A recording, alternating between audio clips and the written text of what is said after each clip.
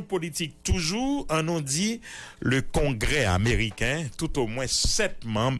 influents du Congrès américain qui écrit en lettre tout l'ouvrir pour demander gouvernement fédéral américain pour suspendre et pour coller avec Ariel Henry, suspendre, soutenir Ariel Henry. Ils dit citoyen ça pas gain légitimité, il pas gain moyen, il pas gain force, il pas gain force politique, il pas gain ancrage pour entrer pays dans de nouvelles élections pour ta résoudre crise là. Parlementaire congressman ça dit c'est tant que le gouvernement américain a perdu avec citoyens ça 7 membres du Congrès américain selon l'agence Reuters qui dit profondément préoccupés par la crise en Haïti. Ils ont demandé à président Joe Biden de retirer son soutien au premier ministre de facto Ariel Henry et de permettre au peuple haïtien via un consensus large de créer une transition démocratique dirigée par la société civile et nous demandons humblement à votre administration.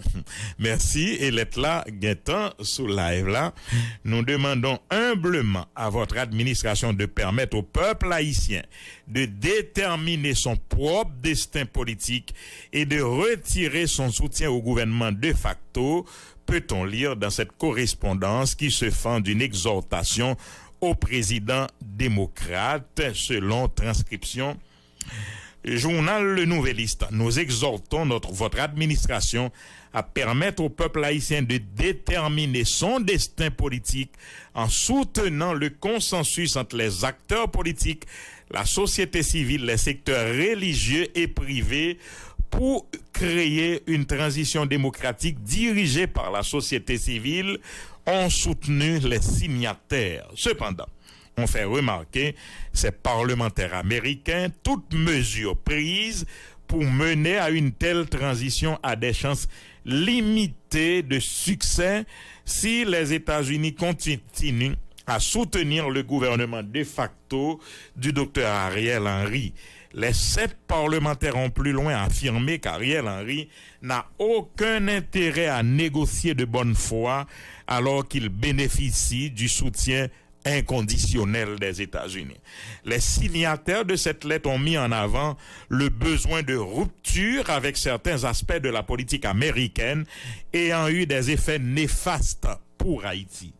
Il ne fait aucun doute que certains aspects de la politique américaine à l'égard d'Haïti ont miné le développement, la paix et la sécurité du pays. Cependant, ont soutenu ces élus. Nous avons la possibilité de réparer nos erreurs passées et de soutenir le peuple haïtien pour mettre son pays sur la voie d'une véritable démocratie.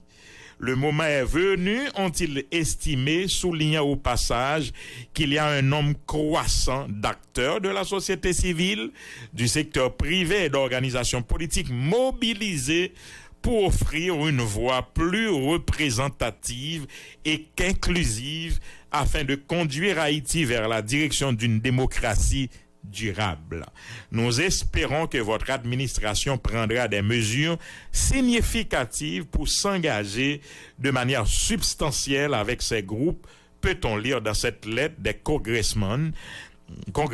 affirmant que le soutien de l'administration au docteur Henry semble contradictoire avec l'objectif déclaré que les États-Unis ne feront pas pencher la balance de la politique haïtienne. Le PM Henry n'a pas de légitimité pour organiser les élections. Le docteur Henry n'a pas de légitimité pour organiser les élections et n'a pas le consensus nécessaire pour galvaniser le peuple haïtien à se rendre aux urnes. La légitimité du docteur Henry vient de la communauté internationale, pas du peuple haïtien, ont soutenu ces élus américains. Les élections sont nécessaires, mais pas suffisantes pour apporter la stabilité dans le pays si les conditions optimales ne sont pas réunies et si le consensus entre les différents secteurs n'a pas été atteint, ont soutenu les signataires. En outre, nous sommes profondément préoccupés par le fait que sous le gouvernement Henry, l'enquête sur l'assassinat du président Jovenel Moïse qui a eu lieu en juillet dernier n'a guère progressé et que les personnes qui enquêtent sur cette affaire en Haïti ont fait l'objet de menaces et d'intimidations. Il est crucial que les auteurs intellectuels et les personnes directement impliquées dans l'assassinat du président Moïse soient tenus pour responsables afin de faire la lumière et aider au mieux Haïti à résoudre sa crise politique, selon la lettre de ces parlementaires qui demandent instamment au président Joe Biden de prendre les mesures nécessaires pour tenir le Congrès informé de l'enquête, d'examiner et de divulguer de manière approfondie tout rôle que des citoyens ou des organisations américaines auraient pu jouer dans l'assassinat, y compris tout individu ayant déjà travaillé comme informateur pour les États-Unis. Les parlementaires Sheila Sheriffus McCormick, Florida, member, Hakeem Jeffries, Val Demings, Florida toujours, Dwight Evans, Andy Levin, Michigan, Yvette Clark, New York, et Mondaire Jones, New York, et Ayanna Presley, et Massachusetts sont les signataires de cette lettre dont copie conforme a été envoyée au secrétaire d'État Anthony Blinken. Dans un article du Miami Herald sur la loi de finances des États-Unis, que nous t'ai parlé de samedi, qui a consacré un chapitre à Haïti, le représentant du Michigan, Andy Levin, avait indiqué qu'il y a une impasse politique en Haïti. Nous savons que la situation politique en Haïti est dans l'impasse. Le dirigeant de facto Ariel Henry, refusant de coopérer avec le processus de transition démocratique mené par la société civile, avait déclaré le représentant Andy Levin, Michigan, en notant qu'il était heureux de voir la loi sur Haïti adoptée dans le cadre du paquet Omnibus en particulier, parce qu'elle établit une ligne de base selon laquelle la politique américaine encourage un dialogue politique large, inclusif et soutenu entre les différents acteurs en Haïti pour restaurer la légitimité et les institutions démocratiques en Haïti. Fervent partisan de l'accord de Montana, a écrit la journaliste Jacqueline Charles dans cet article, Andy Levin avait déclaré que pour remplir ce nouveau mandat de la politique américaine, les responsables de l'administration Biden devraient retirer leur soutien à Henry et commencer à soutenir un chemin vers la démocratie véritablement inclusif et dirigé par Haïti. Selon Sheila Sheriffus McCormick, l'un des 7 signataires interrogés par l'agence Reuters, elle a indiqué que pour endiguer l'augmentation de la migration haïtienne vers les États-Unis, il faudra se pencher sur la situation politique du pays qui a été bouleversée par l'assassinat du président Jovenel Moïse en juillet dernier. Si nous examinons les raisons derrière l'immigration, cela se résume vraisemblablement à l'instabilité politique qui augmente la criminalité en Haïti, a-t-elle déclaré lors d'une interview téléphonique à Reuters. Dans l'article du Miami Herald, Jacqueline Charles a indiqué que le département d'État, qui a eu plusieurs entretiens avec M. Henry et des dirigeants civiques au cours des dernières semaines, s'est défendu contre les critiques qu'il accuse de soutenir M. Henry plutôt que la société civile. Le dernier rendez-vous entre des représentants de l'accord de Montana peine avec le PM Ariel Henry et des signataires de l'accord du 11 septembre mi-février avait débouché sur un échec. Pour une question de ponctualité, dans la presse, les deux camps se sont rejetés le blâme l'un sur l'autre. Donc, les taux vraiment se resserrent autour de Ariel Henry qui pas dans une bonne dynamique devant Congrès américain, tout au moins 7 congressmen sa yo qui écrit correspondance si là. Alors faut nous dire que c'est de temps en temps il y a des critiques qui sorti en dans même quand Ariel Henry n'a parlé monde qui signait qui signent accord Montana. Par exemple, dans un petit message que Emmanuel Ménard, signataire de l'accord de Montana, de l'accord du 11 septembre, il dit Premier ministre Ariel Henry a enfoncé pays dans le chaos. C'est ça Emmanuel Ménard écrit sur Facebook. Le Premier ministre, sans aucun organe politique de consultation ni de contrôle, ne répond que de lui-même, signale Emmanuel Ménard, l'un des signataires de l'accord du 11 septembre. Aussi, comme signataire de l'accord du 11 septembre, Emmanuel Ménard dénonce le comportement incivique du Premier ministre, signataire lui-même en représentation du pouvoir exécutif. Le coordonnateur de force louverturienne réformiste appelle les collègues des partis politiques qui avaient de bonne foi accepté d'entreprendre une démarche patriotique pour épargner au pays une aventure politique de se désolidariser de cette coalition gouvernementale visiblement incapable de répondre aux desiderata de la population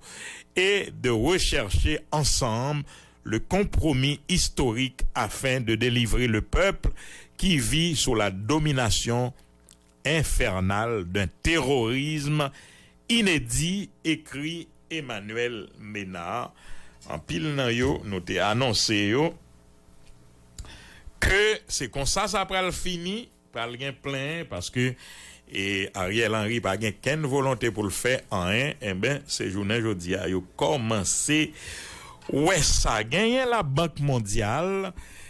qui décidait allouer une enveloppe de 132 millions de dollars pour financer des projets dans des domaines d'infrastructure routière et de sécurité alimentaire en Haïti, rapporte le plus ancien quotidien du pays, le Nouvelliste. L'institution en a fait l'annonce dans un communiqué publié le 17 mars. Le conseil d'administration de la Banque mondiale a approuvé un don de 102 millions de dollars pour le projet d'agriculture résiliente pour la sécurité alimentaire. Le conseil a également approuvé un financement additionnel de 30 millions pour le projet d'accessibilité et de résilience rurale en Haïti. Le premier projet soutiendra encore environ 75 000 ménages dans le secteur agricole, environ 375 000 bénéficiaires en vue d'améliorer l'accès à la sécurité alimentaire, de garantir les moyens de subsistance en milieu rural et de renforcer la résilience aux aléas climatiques. Le projet de transport renforcera l'accessibilité par la route en tout temps dans les zones touchées par le tremblement de terre et améliorera la résilience du réseau routier, peut-on lire dans le communiqué de la Banque mondiale. Le chef des opérations de la Banque mondiale en Haïti, Laurent Mselati, s'est réjoui de cette annonce qui survient dans la foulée du séisme du 14 août 2021.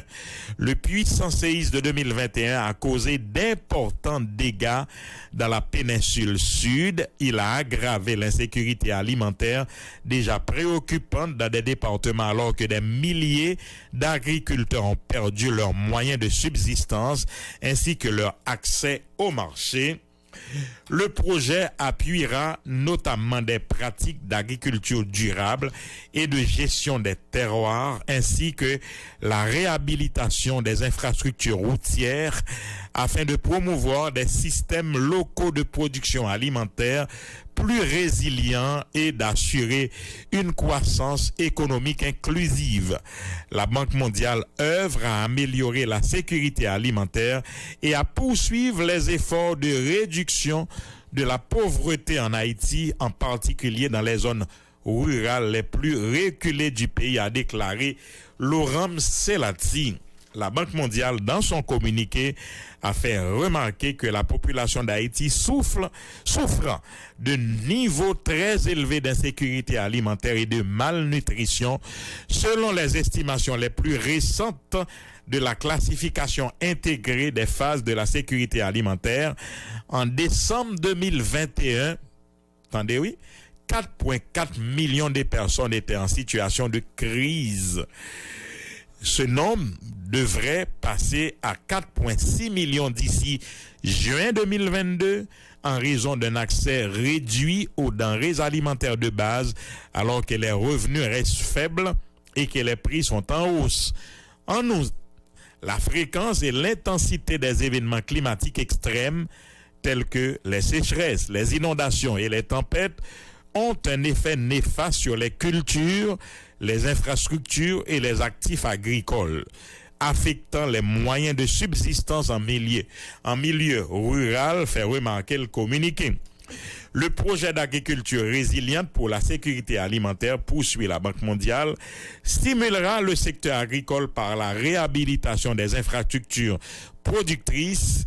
et la création d'opportunités d'emploi temporaires, des subventions en nature et un soutien technique pour promouvoir un accès et une disponibilité accrue d'aliments nutritifs. Le projet ciblera fortement les femmes en tant que bénéficiaires car elles jouent un rôle de premier plan dans la production et les ventes agricoles. Le projet sera mis en œuvre à la fois dans les régions confrontées à de graves problèmes de sécurité alimentaire et dans les zones touchées par le séisme, a fait savoir les départements du sud de la Grand'Anse, des Nippes et du Centre. Et peut-on lire dans ce communiqué de la Banque mondiale. En ce qui concerne le financement additionnel pour le projet d'accessibilité et de résilience rurale en Haïti, le communiqué indique qu'il se concentrera sur les segments de route les plus vulnérables aux impacts du changement climatique, notamment les inondations et les